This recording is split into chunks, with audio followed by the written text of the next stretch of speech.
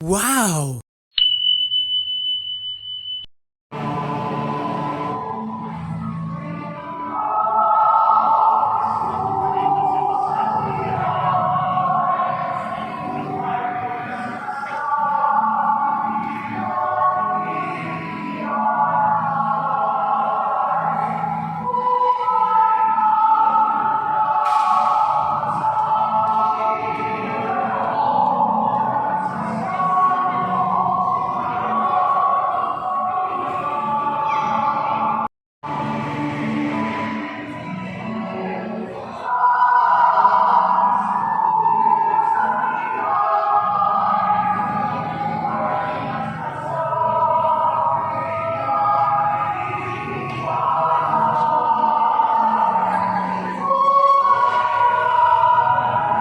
Iyon, sinabi ni Jesus sa kanyang mga alagad, "Ang kumakain ng aking laman at umiinom ng aking dugo ay may buhay na walang hanggan, at muli ko siyang bubuhayin sa huling araw, sapagkat ang aking laman ay tunay na pagkain at ang aking dugo ay tunay na inumin.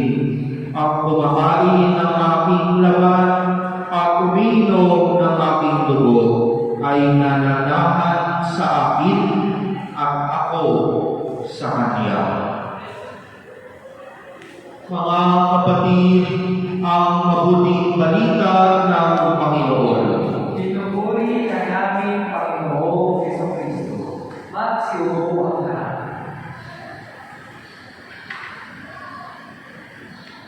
Magandang umaga sa inyong lahat. Magandang umaga po. Parang napagod na ang ating mga estudyante mula sa Divine Mercy School o Antipolo.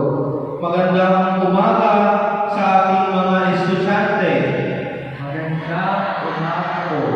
Tayo pong lahat ay nanitipon dito sa Katedral ng Antipolo sa umagang ito dahil alam ko ang ilan sa inyo ay excited sa araw na ito dahil sa unang pagkakataon tatanggapin niyo si Jesus sa pamamagitan ng banal na Eucharistia. Alam natin na ang Eucharistia ay isang regalo mula sa Diyos. Apostol San Pablo sa mga Tagalog. Ito ang tinanggap ko sa Panginoon at pinigil ko naman sa inyo. Ang Panginoong Jesus, noong gabing siya ay pinagpanulo, ay bumundot ng tinapay, nagpasalamat at pinagpilapil sa ito. At sinabi, "Ito ang aking katawan, na inihahandog para sa inyo. Gawin ninyo ito bilang pag-aalala sa akin." Kayo din man, matapos makapunan,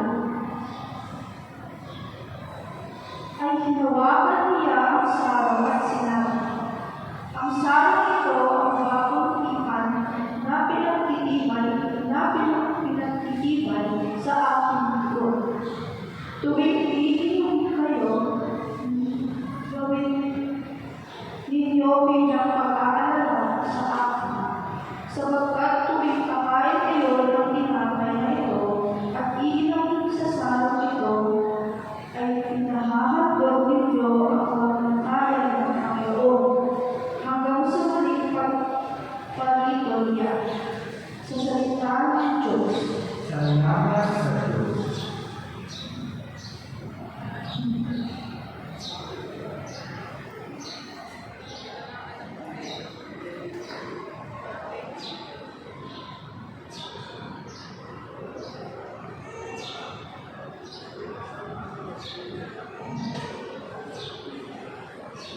Ang salmong pupunan ay ating kaawin.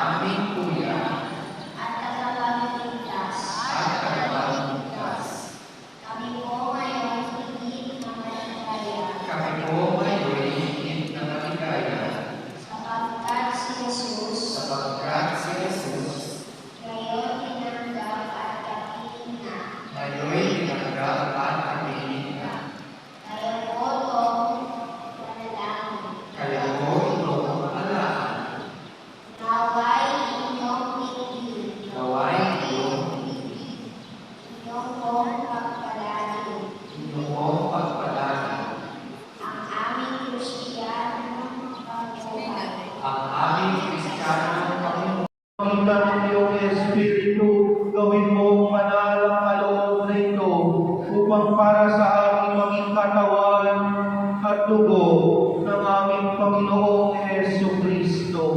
Ako niya pinagtiis ang kusang loob na maging handog.